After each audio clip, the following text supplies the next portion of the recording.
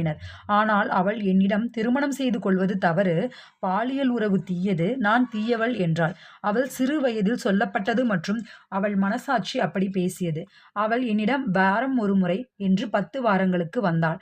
நான் ஆழ் மனதும் உணர்மனதும் எப்படி வேலை செய்கிறது என்ற புத்தகத்தில் கூறியுள்ளது போல் அவளுக்கு கற்றுக் கொடுத்தேன்.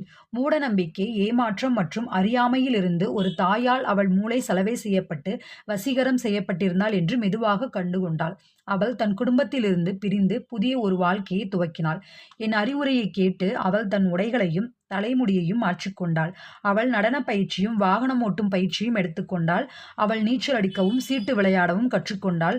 பல ஆண்களை தனிமையில் சந்தித்தாள். அவள் வாழ்க்கையை ரசிக்கத் துவங்கினாள். அவளுடன் இணக்கமாக இருக்கக்கூடிய ஒரு மனிதனை அளவற்ற ஆற்றல் அவள் பக்கம் ஈர்க்க வேண்டும் என்று பிரார்த்தனை செய்தாள். இது நடந்தேறியது.